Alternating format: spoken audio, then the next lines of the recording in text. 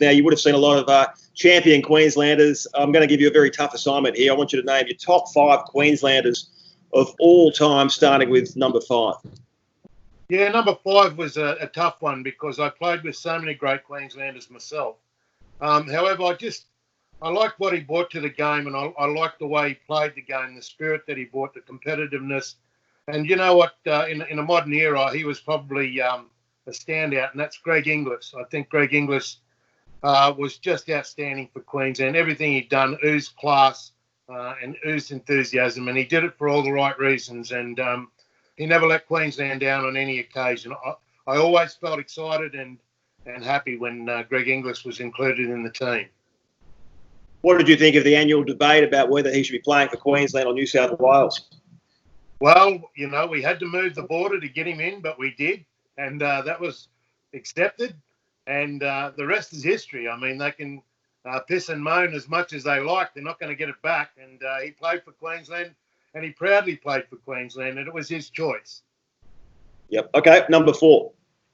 Number 4, Jonathan Thurston. I thought Jonathan Thurston, you know, played on the fumes of what he could give in the last few appearances for Queensland, and I don't think any player put his body on the line more than what Jonathan Thurston did for Queensland. He was wily and he was tough and he was resilient, and they kicked him down and knocked him down so many times, and he kept bouncing back up, and he kept finding that little bit extra, and nobody could tell him that he'd had enough. You know, he wanted to keep fighting on, and he was amazing for Queensland. Very, very important player for us. Yeah, he certainly was, J2. Who have you got at number 3? He's probably one of my favourite people and players. A cheeky little bugger, but one of the most important players that Queensland ever had, and that's Alfie Langer. You know, Alfie's been a rugby league icon, not only for his club team, but you know, for the Broncos right now as a on-field runner. Australia, but for Queensland, you know, he threw his well-being to the wind. He was such a small guy, but when we needed him, he could take the ball up like a front row, and he could do it time and time again. And then he would go in and hurl himself at the opposition forward's legs, and he had no concern about his own well-being every time he did that. I just thought he brought something as well as his class and ability to the team that Queensland really thrived on. And that comeback in 2001, when we all thought we'd seen the last of Alfie Langer, to bring him back from England and to play a pivotal role in that victory over New South Wales, amazing achievement, wasn't it? I think you know, that was one of the highlights. And I can tell you, you know, when you want to look for good qualities in people, humbleness or humility are really important character traits, and it really separates the men from the boys. And when Alfie came back for that game and he joined us in camp, I've never heard him talk as much as what he talked. He was so nervous, and he was trying to convince himself that he was ready to go because he didn't know. He really was going to test himself, and wow, you saw the result. He was outstanding. And when you first laid eyes on him, I think his first State of Origin series was 1987. He was small, mop of blonde hair. Did you think he had what it took to make it in State of Origin? Well, I thought Tosser had brought his grandson along to, you know, join the training. I didn't know it was a player until they told me what his name was. But he was so small and so fresh looking, but it only took one game and probably only a few minutes into the game to really establish who Alan Langer was and why he was there. And he never took a backward step from that moment, and he was outstanding. Choppy, who's number 2? This is a very tough one. You know, I think my all-time favourite player in rugby league of any era, and you can put whoever you like against him, but Wally Lewis, just an amazing player. He had every attribute that any player would need. He had size, he had speed, he had aggression, he had agility, he had timing, he had common sense, and he had toughness. And if he couldn't beat you with that, he could fight.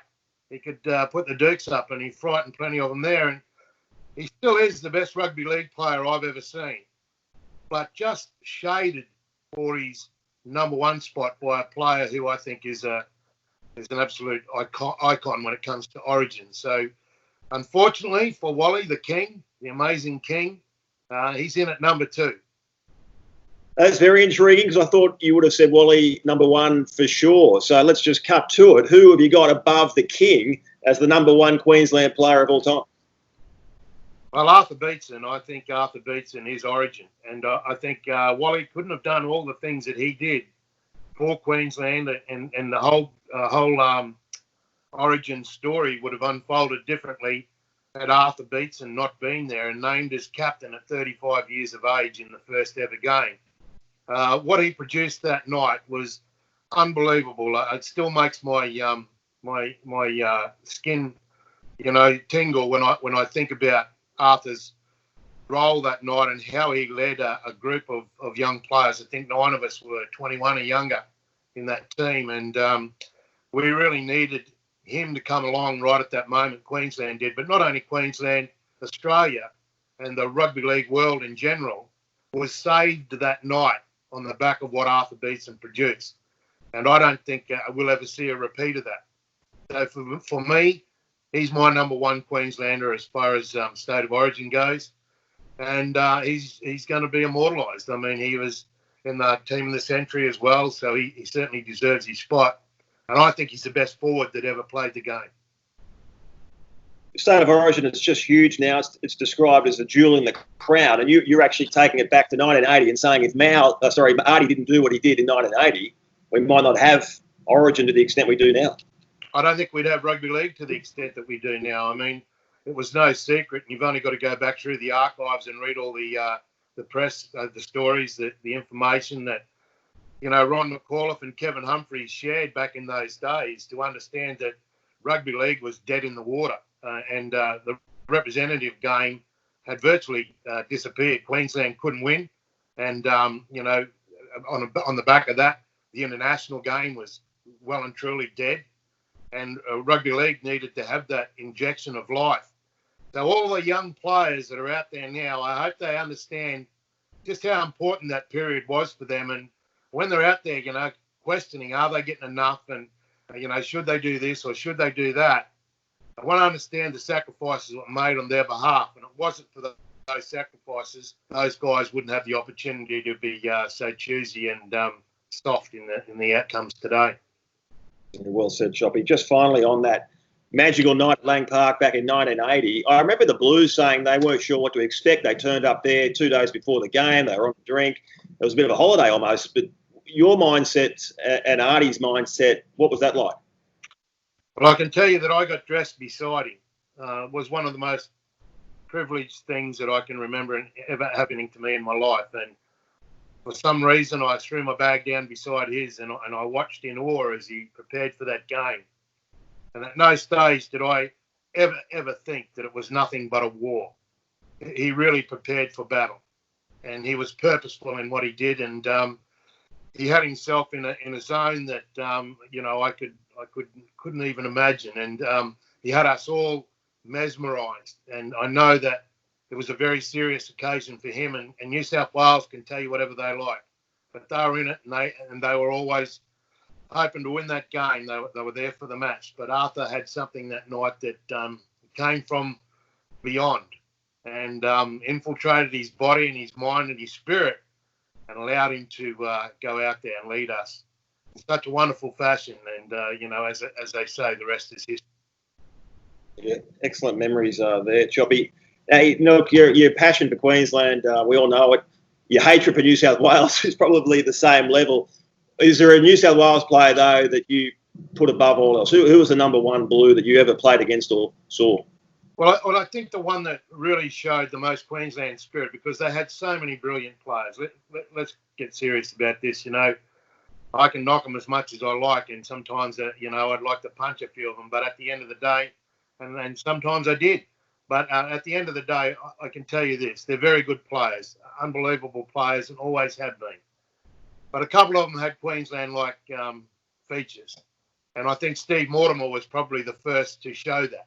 He actually sacrificed his own well-being, a little bit like Alfie in the game in 85 to get the attention of the rest of his team and the state. And I think that he was really genuine in that intent and passionate in his delivery. And I think that was a big turning point for them back in the 80s. And a player I've always said, should have been a Queenslander was Robbie Kearns from Melbourne. Robbie's just a tough man, mate, a good man, a good bloke, one of the best you'll meet. And I always said to him, Rob, you should have been a Queenslander, mate. And, he always used to argue with me, but I accepted him. Well, Choppy, thanks so much for sharing your insights. Very entertaining, and the passion is still there. We can see that. And even as a New South Welshman, I admire that Queensland passion. And thanks for having a chat today. My pleasure, Adam. As I said, I do love rugby league and certainly love Queensland. But we haven't got a game unless we've got two states. So that's where New South Wales make themselves handy. A little jab to finish. Nice one.